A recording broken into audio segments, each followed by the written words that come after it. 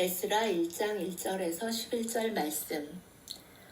바사왕 고레스 원년에 여호와께서 예레미야의 입을 통하여 하신 말씀을 이루게 하시려고 바사왕 고레스의 마음을 감동시키심에 그가 온 나라에 공포도 하고 조소도 내려 이르되, 바사왕 고레스는 말하노니 하늘의 하나님 여호와께서 세상 모든 나라를 내게 주셨고 나에게 명령하사 유다 예루살렘에 성전을 건축하라 하셨나니 이스라엘의 하나님은 참 신이시라. 너희 중에 그의 백성 된 자는 다 유다 예루살렘으로 올라가서 이스라엘의 하나님 여호와의 성전을 건축하라. 그는 예루살렘에 계신 하나님이시라.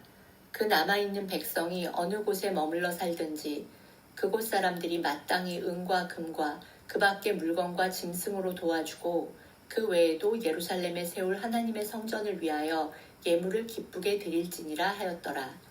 이에 유다와 베냐민 족장들과 제사장들과 레위 사람들과 그 마음이 하나님께 감동을 받고 올라가서 예루살렘의 여호와의 성전을 건축하고자 하는 자가 다 일어나니 그 사면 사람들이 은그릇과 금과 물품들과 짐승과 보물로 돕고 그 외에도 예물을 기쁘게 드렸더라. 고레스 왕이 또 여호와의 성전 그릇을 꺼내니 옛적에 느부갓네살이 예루살렘에서 옮겨다가 자기 신들의 신당에 두었던 것이라.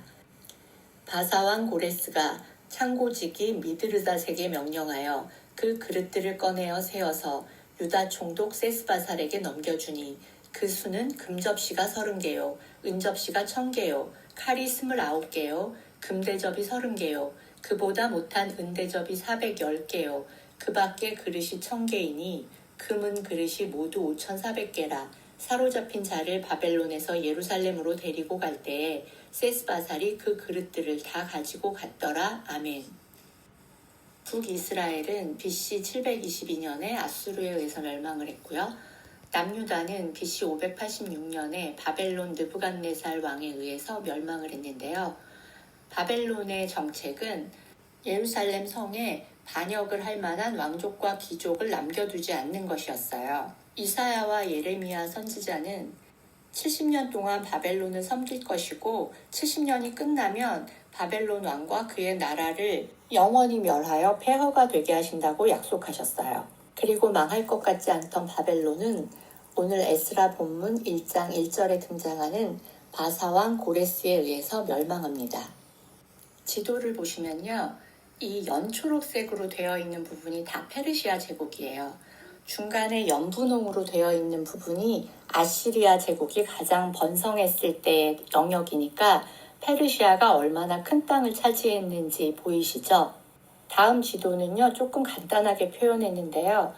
사실 바벨론을 멸망시킨 건 메대와 바사의 연합군이거든요.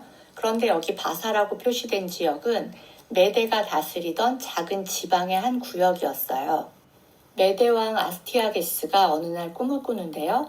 자기 딸 만다네가 소변을 보았는데 그 물이 세계를 덮어버리는 그런 꿈을 꾸었어요. 자기 아들이 아니라 딸이 그런 꿈을 꾸자 메대 지방의 한 변두리 바사왕 캄비세스 1세에게 시집을 보내요. 그래도 불안했는지 신복, 총리를 시켜서 만다네가 아들을 낳거든 죽여버리라고 해요. 그렇지만 이 총리는 차마 죽일 수가 없어서 근처 양치기 집에 데려다 주거든요. 사실 이 뒤에 나오는 얘기는 역사적으로 고증이 되지 않은 잔혹 동화예요. 그래서 그 이야기는 잠깐 뛰어넘으려고 해요. 어쨌든 고레스는 이렇게 태어납니다. 그의 아버지 캄비세스 1세가 죽고 나자 고레스가 왕위에 오른 것은 559년이고요. BC 550년에 자기 외할아버지의 나라 메대를 통일해서 메대와 바사 연합국을 만들어요. 그리고 오늘 본문에 고레스 원년이라고 표시된 것은 BC 539년 바벨론을 정복하고 벨사살 왕을 죽인 해입니다. 표에서 보시면 고레스 바로 밑에 다리오 1세가 나오고요. 그 다음에 아하수에로 아닥사스다 이렇게 나와요. 그런데 사실 고레스의 아들은 캄비세스 2세예요. 제가 여기다 덧붙여서 썼죠. 이 왕들과 연도가 아주 중요한 것은 아닌데요. 에스라서를 읽다 보면 여러 왕들의 이름이 나오고 연도가 헷갈려서 설명해 드리려고 해요. 고레스 왕 바로 옆에는 메대 다리오의 사위라고 쓰여 있거든요. 이 다리오가 다니엘서에 등장하는 메대 사람 다리오예요. 그리고 메데 바사 연합국의 첫 번째 왕입니다. 그리고 두 번째 왕이 고레스고요. 그 다음 왕이 고레스의 아들 캄비세스 2세인데요. 이집트 원정을 갔다가 죽어요. 그래서 그 뒤에 2년 동안 반란과 내전이 일어나서 캄비세스 왕의 7명의 장군 중 하나인 다리오 1세가 왕이 되고요. 이 다리오가 그 유명한 다리우스 대왕이에요. 오늘 본문에는 고레스가 조서를 내리고 성전을 건축하라고 명하는데요. 이 성전의 완공이 BC 515년 다리오 1세 때예요. 그런데 에스라 4장에 아하수에로와 아닥사스다 왕 이름이 등장하거든요. 그런데 이 아닥사스다에게 몇몇 사람들이 상소를 올려서 성전 건축을 막아달라고 해요. 그리고 에스라 7장에는 또다시 아닥사스다가 등장하는데 이때 아닥사스다가 에스라와 함께 2차 포로 귀환을 명하거든요. 2차 포로 송환은 BC 458년이니까 첫 포로 송환보다는 80년 후고요. 성전 건축부터는 57년 후예요. 그러니 이 아닥사스다 왕 때 성전을 짓지 못하게 해달라고 상소를 올릴 수는 없었다는 것이죠. 아닥사스다는 대왕이라는 뜻으로요. 페르시아의 아케메네스 왕조의 왕을 가리치는 용어예요. 물론 아하수에로 왕의 셋째 아들의 이름이기도 하고요. 그렇지만 앞에 4장에 등장하는 아닥사스다는 바로 캄비세스 2세를 대왕이라는 표현으로 아닥사스다라고 부른 것이에요. 조금 도움이 되셨나요? 아니면 더 복잡해지셨나요? 밑에 나오는 아하수에로는 우리가 다 아는 에스더서의 에스더의 남편으로 등장하는 게 아하수에로고요. 그래서 아하수에로의 아들 아닥사스다 때에 2차 포로 송환은 에스라에 의해서 그리고 3차 포로 송환은 느헤미야에 의해서 이루어집니다. 오늘 본문에 등장하는 고레스 왕은요.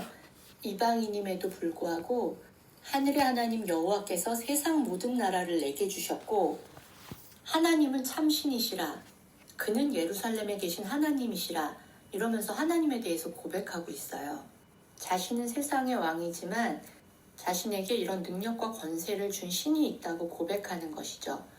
유다 왕이었지만 헤롯 아그리빠는 교만하다가 벌레 먹어서 죽었고요. 느부갓네살 역시 자신의 교만 때문에 7년 동안 짐승같이 풀을 뜯었던 시기가 있었잖아요. 그것에 비해서 이 고레스는 자신의 능력을 하나님께서 주신 것으로 고백하고 있죠. 다니엘서 6장에 보면 다리오 왕이 다스렸을 때 사자굴에서 살아서 돌아왔던 다니엘을 보면서 다리오 왕이 조서를 내리잖아요. 이제 이 나라가 그리고 모든 백성들이 하나님 앞에서 떨며 두려워할지니 그는 살아계시는 하나님이시오 영원히 변하지 않으시리시며 그의 나라는 멸망하지 아니할 것이라고요. 이때 아마도 고레스는 다니엘을 통하여 하나님을 만난 것 같아요. 하나님께서는 이 포로로 잡혀있던 70년의 기간도 여전히 일하고 계셔서 이방 민족을 하나님의 백성으로 만드시는 일을 하고 계셨던 것이죠. 3절에서 고레스는 그의 백성된 자는 다 유다 예루살렘으로 올라가서 이스라엘의 하나님 여호와의 성전을 건축하라고 명령하고 있는데요. 어쩌면 세계 최강의 도시, 세계 최강의 나라, 바벨론과 페르시아에서 살았던 사람들은 그들이 누렸던 많은 것들을 포기하고 아무것도 없이 폐허가 된 조국이라고는 하지만 그 땅으로 돌아가기가 쉽지는 않았을 것 같아요. 그런데 이때 먼저 유다와 베냐민 족장들, 제사장들과 레위 사람들은 떠나가기로 마음을 먹었고요. 또한 그 마음에 감동이 있는 자들은 떠났대요. 어떤 사람에게 감동이 있었을까요? 아마도 그 70년이 지나고 나서 우리 땅으로 돌아갈 수 있다는 그 약속을 붙들고 있는 사람이었겠죠. 누가복음을 묵상할 때에도 하나님의 위로를 기다리는 자 시므온은 어린 아기 예수를 알아보았고요. 하나님 나라를 소망했던 아리마대 요셉은 예수의 시체를 달라고 당당히 요구할 수 있었죠. 8절에는 바사왕 고레스가 바벨론으로 옮겨졌던 여호와의 성전 그릇을 유다 총독 세스바살에게 넘겨주고 그가 그것을 가지고 돌아왔다고 되어 있어요. 이 유다 총독 세스바살은 여호야긴 왕의 넷째 아들로 스룹바벨의 삼촌인데요. 이후에는 그의 이름은 등장하지 않아요. 어쩌면 세스바살은 다시 페르시아로 돌아갔는지도 모르겠어요. 성전 건축을 주도하는 것은 스룹바벨과 예수아인데요. 누군가에게는 세상에서 더 높은 직함이 주어지지만 하나님의 소명을 받은 사람들은 묵묵히 그 자신의 일을 해가고 그리고 역사는 변화됩니다. 하나님은 역사의 주인이시며 약속을 성취하시는 분이십니다. 그러나 하나님이 약속을 성취하시는 방법은 한 사람, 하나님의 음성을 듣고 그 음성을 순종하는 한 사람들을 통해서 이루어집니다. 때로는 이방왕, 고레스를 통해서 선포되어지기도 하고요. 나 하나 간다고 되겠어? 하고 포기하는 것이 아니라 나 하나라도 힘을 보태자 라며 감동을 받아 떠난 한 사람을 통해서 이루어지기도 합니다. 바벨론 땅에서 돌아와 성전을 건축하는 이들은 제2의 출애굽을 한다고 의미할 수도 있겠는데요. 어쩌면 이 땅을 살아가는 우리들은 아직 출애굽하고 있지 않은 것은 아닙니까? 오늘 우리도 이 영적 출애굽을 위해서 나 한 사람은 괜찮겠지 라는 생각이 아니라 나 한 사람이 하나님의 그 일을 이루어 드리자며 다음 세대들의 영적 출애굽을 위해 무릎 꿇는 우리가 되기를 간절히 기도합니다.